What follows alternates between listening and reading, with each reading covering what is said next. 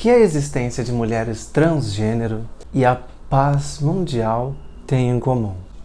Hã? Como assim? Assista o vídeo até o final. Eu levei muito tempo para decidir se eu fazia esse vídeo ou não, porque são tantas perspectivas diferentes que eu vou abordar aqui. Eu estava refletindo sobre todo esse debate de gêneros, e por debate de gênero, vamos começar pelo mais simples, arcaico, tradicional. Meninos têm pipi e meninas têm perereca. Eu percebi que refletir sobre a questão das pessoas transgênero pode ser muito mais útil para as pessoas heterossexuais e cisgêneros do que se possa pensar. E olha, neste momento, se a sua religião ou filosofia de vida desaprovar a existência de pessoas homossexuais ou de pessoas transgênero, tudo bem. O propósito desse vídeo é refletir sobre o masculino e o feminino da vida em si.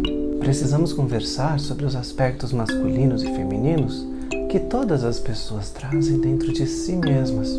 E refletir sobre a existência das pessoas transgênero me ajudou a levar essa conversa para um novo lugar, muito mais amplo e sofisticado. Eu já tinha refletido antes sobre os assuntos e sobre o aspecto que eu vou abordar nesse vídeo, mas uma coisa que me ajudou a calçar os pés nessa perspectiva que eu já tinha e elaborá-la melhor foi assistir algumas palestras da Lakshmi Narayan Tripathi.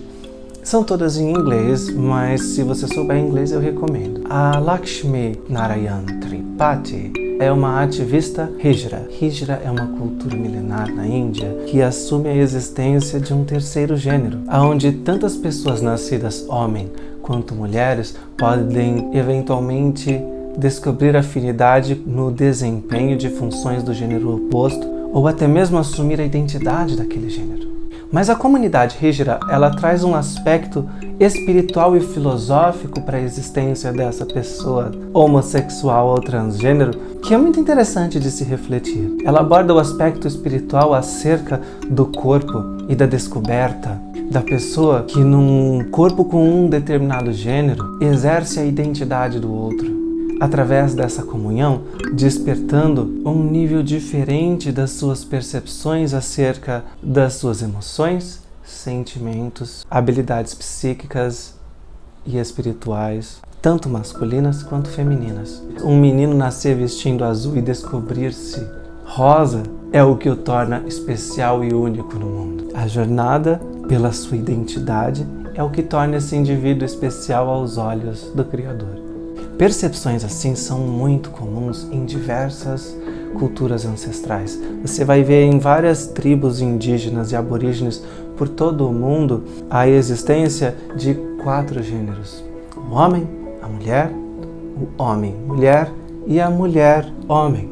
Eu quis me aprofundar um pouco mais nisso porque eu queria entender, uma vez que 100% da construção e conceito que a gente tem sobre isso é herança dos nossos antepassados, dos nossos ancestrais, das religiões dos nossos antepassados. Eu não desmereço as filosofias de vida, a fé dos meus pais, avós. Bom, um dia não houve cristianismo no mundo e um dia o Brasil foi uma nação pluralista dentro das diversidades entre as diferentes comunidades indígenas. Sei que da parte da minha avó materna tem algum ancestral africano também muito forte. É conveniente para mim saber qual é a opinião dos pais, avós, bisavós, dos sacerdotes, das pessoas e religiões ao redor do mundo também. O mundo é grande demais para eu me fechar numa única percepção e tomar a minha decisão sobre o certo e errado. Mas uma das coisas que mais me chamou a atenção nas palestras da Lakshmi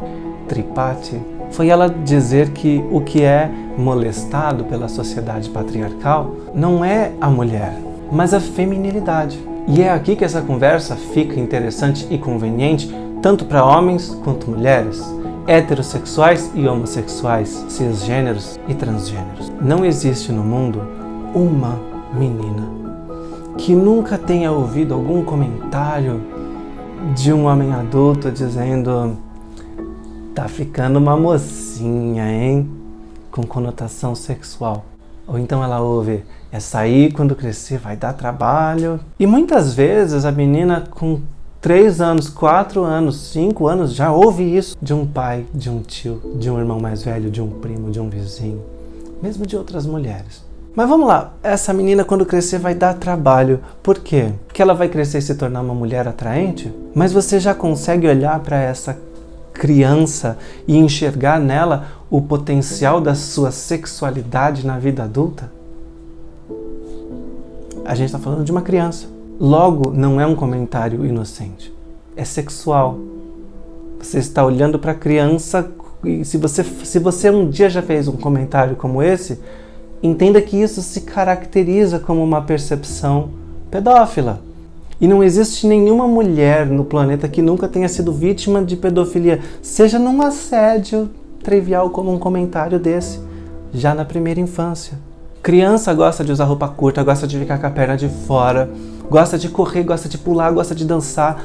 A perna de fora da criança não é uma coisa sensual, é a criança querendo estar confortável para pular, para correr, para brincar, para se sujar. Não é sensual. Agora, e quando a gente está falando de um menino pequeno que só ganha carrinho, bola ou figuras de ação, né, os bonequinhos? Segurar um bebê de brinquedo não pode ser um estímulo para esse menino se tornar uma pessoa adulta mais carinhosa, ou mesmo ainda na sua infância ser capaz de ter o estímulo de proteger a criança menor? Ele não vai eventualmente se tornar um pai algum dia? Ele não pode, assim como a menina, ter a sua sensibilidade exercitada ao longo de toda a sua infância, sendo estimulado a dar e receber afeto? E ser estimulado a crescer e se tornar um pai presente e amoroso, ao invés de, na vida adulta, ser um homem que só sabe pensar em carro, dinheiro, futebol, sexo, mesmo já tendo construído uma família. A menina, ela é treinada e condicionada a crescer se preparando para ter uma família. Mas o homem, desde a sua primeira infância, ele é treinado para viver isolado do universo familiar. O menino, ele é treinado dia após dia a isolar-se num universo masculino imposto a ele, onde a sua habilidade de dar e receber afeto é violada dia após dia ao longo de toda a sua vida. Logo, um dia eles se casam e nenhum dos dois realmente sabe como fazer o outro feliz, pois foram desensinados a dar e receber amor ou a entender as individualidades e necessidades um do outro. Agora, entre crianças, quando você vê, por exemplo, meninas com uma criança mais nova, elas tendem a querer cuidar porque elas brincam de ser mãe, elas brincam de dar carinho, brincam de zelar pelas crianças mais novas. Mas todos os meninos, quando têm que se responsabilizar por uma criança mais nova, fazem bullying. E quando eu digo todos os meninos, eu me incluo nessa história. Porque a gente é condicionado a não poder ou não saber expressar afeto por uma criança menor que a gente. Todo menino, quando é encarregado de cuidar de uma outra criança, vai fazer bullying quando está na ausência de um adulto. Agora, essas crianças crescerão, vamos falar da vida adulta delas. O homem que sofre por um coração partido é tido como fraco. A mulher que não construir uma família é tida como mal-sucedida. Ela é rotulada dessa forma e ela própria muitas vezes acredita que não é uma mulher bem-sucedida porque o relacionamento dela não está oficializado, não está documentado ou ela não tem filhos para mostrar que realizou-se como mulher. Um homem que se queixa de se sentir magoado ou ofendido é tido como fraco, como vitimista. E a mulher que não aceitar desaforos de algum homem é tida como masculina ou arrogante. Quando eu era criança, eu não gostava de jogar futebol, mas eu gostava de brincar com carrinho, eu gostava de figuras de ação, mas eu também queria brincar com bebês de brinquedo. E só eu sei como era doloroso perceber o olhar de adultos me julgando. E eu não estou falando dos meus pais porque eu acho que nesse ponto eu fui privilegiado de ter assim, um pai e uma mãe que não eram babacas, mas assim, tios e avós, meu Deus, como me olharam com julgamento. E aí eu sequer consegui entender de onde que vinha aquele sentimento de vergonha que eles tinham de mim e que para me ajudar tiravam o bebê do meu colo e me davam uma bola nova, como se eu quisesse brincar com isso. Um menino na sua primeira infância, quando é carinhoso, quando gosta de cantar, de dançar, quando o menino é alegre, quando o menino é carinhoso e abraça todo mundo, quando o menino é gentil com todas as pessoas, quando o menino gosta de ser gentil com pessoas idosas e ajudar o velhinho a atravessar a rua, não sei o quê, quando gosta de brincar com animais, ele é visto com maus olhos. E é muito doloroso você simplesmente acumular esse tipo de experiências sem perceber que elas estão acontecendo. Um belo dia você está adulto e você tem tudo isso acumulado, sem sequer saber quando começou. Foi assim que começou. Se um homem é fiel à sua namorada, ele é alvo de piada entre os seus amigos. Quanto mais histórias de traição ele tiver, manipulação, quanto mais meninas virgens ele tiver seduzido e mais histórias de garotas que ele fez de besta ele tiver para contar, mais validação ele vai receber dos seus amigos. É assim na adolescência, é assim na vida adulta, é assim aos 60 anos. Se você tiver nascido com um falo entre as suas pernas, você não pode ser carinhoso e gentil com as pessoas. Ou você será visto como uma pessoa fraca. Se você fizer um elogio a alguém, primeiro você tem que debochar da pessoa. Você já percebeu como é comum entre homens, o cara, quando vai fazer algum cumprimento a algum amigo, ele começar a debochar do cara? E aí, seu arrombado, e aí, cuzão, e aí, seu viado. Tem que xingar, tem que rir, tem que debochar para depois ele fazer um elogio. Ele não pode simplesmente ir direto pro elogio? Não, porque se ele simplesmente elogiar, se ele for gentil com outro homem, ele vai ter a masculinidade, a virilidade dele questionada. A verdade é que o homem sequer tem permissão para poder validar as qualidades uns dos outros. Ele precisa primeiro insultar. E aí então todo homem aprende a filtrar os insultos e os deboches, porque ele sabe que é meio que um protocolo. Agora, mulheres dizem que suas amigas estão lindas até quando estão com bafo de onça, com cabelo desgrenhado, com batom no dente, com roupa com buraco no sovaco. Ai, amiga, você tá linda! Nossa! Deusa! Diva! Então o homem secretamente sente inveja dessa liberdade que as mulheres têm e que não valorizam, de poder expressar os seus sentimentos livremente, e acabam punindo-as, sendo cafajestes. Por isso também que é tão difícil para um homem aceitar um outro homem que consegue expressar as suas sensibilidades, sentimentos, pensamentos, opiniões ou emoções. Pois essas características são características inerentes ao aspecto feminino da alma. Então ele não consegue ver com bons olhos um homem que consegue expressar o seu lado feminino. Pois só ele sabe a dor dele de ter que esconder os seus aspectos femininos, os seus sentimentos, as suas dores, as suas emoções, as suas tristezas, as suas mágoas, as suas vergonhas, e de convencer a si mesmo de que não tem nenhuma dor, nem tristeza. Aí a gente volta para aquela menina e ela cresce num mundo onde, por mais que ela estude muito, que ela seja apaixonada por algo que faça e se dedique, por mais que ela se motive com a mais sincera obstinação e com as melhores intenções, ela vai crescer ouvindo que sempre o que quer que ela desejar fazer, um homem será capaz de fazer melhor que ela. E aí chega esse homem, o Carlos, e diz que agora ele é mulher e chama Sheila. Não se atreva, ela pensa. Agora, até para ser mulher, ela tem que competir com o homem?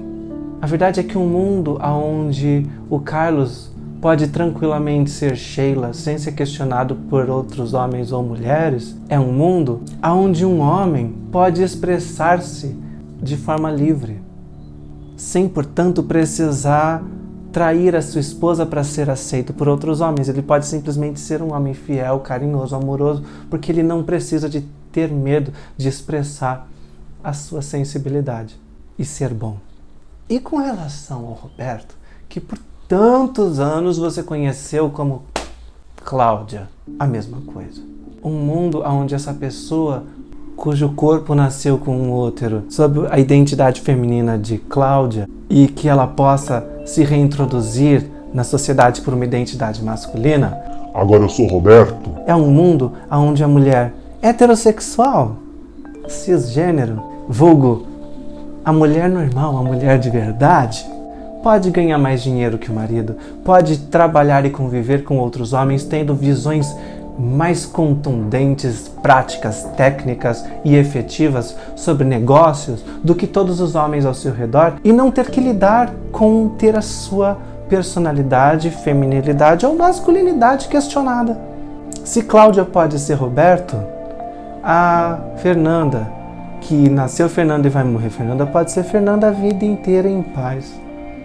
Se o mundo aceita que uma pessoa com um corpo como o dela pode adotar uma identidade masculina sem ser questionada, então ela, que nasceu como mulher e vai morrer como mulher, pode viver uma vida inteira sabendo que jamais vai ter a sua feminilidade questionada.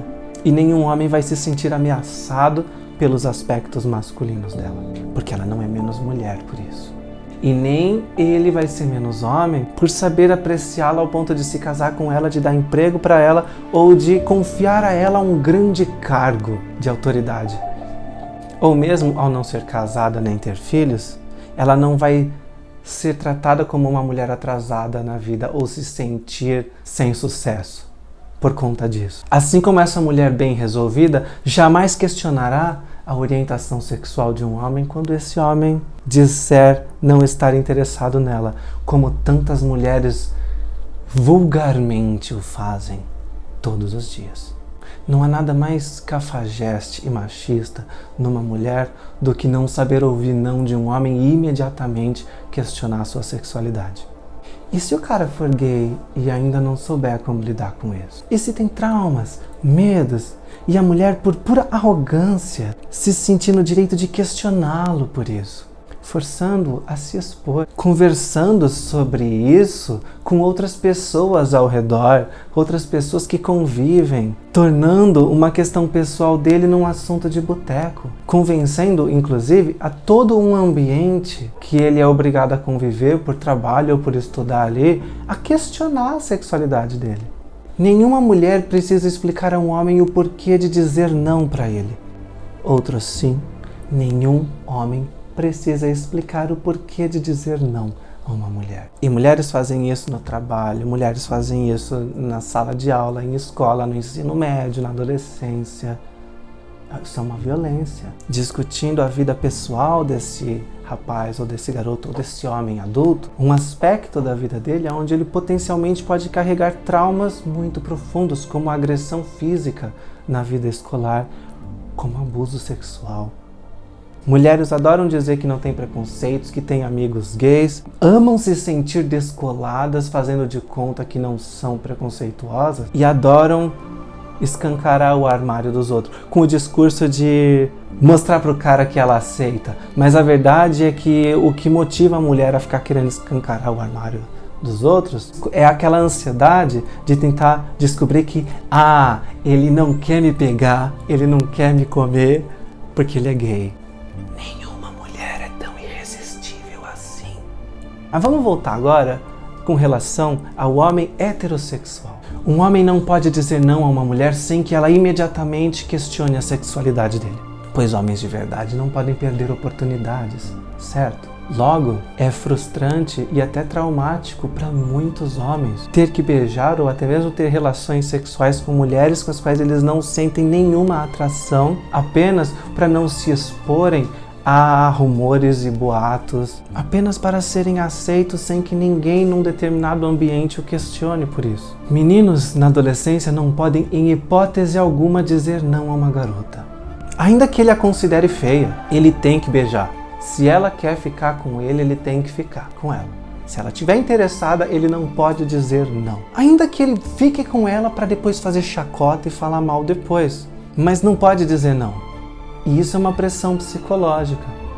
Esse tipo de experiência na vida adulta, quando nos referimos a mulheres, costumamos usar a palavra estupro para falar sobre isso. Não é verdade? Homens crescem lidando com a experiência do estupro sem se dar conta disso todos os dias, no momento em que eles não podem dizer não a uma mulher sem imediatamente serem questionados por sua sexualidade, sendo eles homossexuais ou heterossexuais. Mulheres são psicologicamente tão estupradoras quanto os homens são fisicamente. E físico ou psicologicamente, ambos causam traumas que definham o nosso caráter ou a nossa capacidade de dar e receber afeto. As pessoas transgêneros são os extremos dessa polaridade. O mundo em que Roberto e Sheila podem ser Roberto e Sheila em paz, ainda que Cláudia e Carlos façam parte das suas histórias de vida, é um mundo em que, em escalas infinitamente menores, homens e mulheres não precisam competir entre si por coisa alguma. E homens e mulheres, dentro de seus próprios grupos, não precisarão adotar quaisquer hábitos nocivos à sua espontaneidade para serem aceitos e validados, enquanto homens e mulheres que são. Logo, um mundo em que pessoas transgênero existem livremente, indo e vindo, gozando do pleno exercício de seus direitos civis, é um mundo utópico, sem guerras de nenhum tipo. Todos estão felizes, ocupados, cuidando da própria vida. Se aquela pessoa, que é um caso extremo, é aceita e bem recebida e respeitada, que dirá você, que é normal? Podemos ser homens que colocam bebês para dormir, mulheres que assumem governos de países populosos ou grandes negociações diplomáticas pela paz mundial. Não há certo e errado. Há bom senso, respeito e liberdade. O que você pensa sobre isso? Não esqueça de comentar aqui embaixo, compartilha o vídeo, dá uma curtida, apoia o meu trabalho, porque eu estou fazendo com muito carinho aqui para vocês. Mas eu vou ficar por aqui. Eu sou Alex Pedro e esse foi o Papo com um Amigo Canceriano. Te vejo na próxima.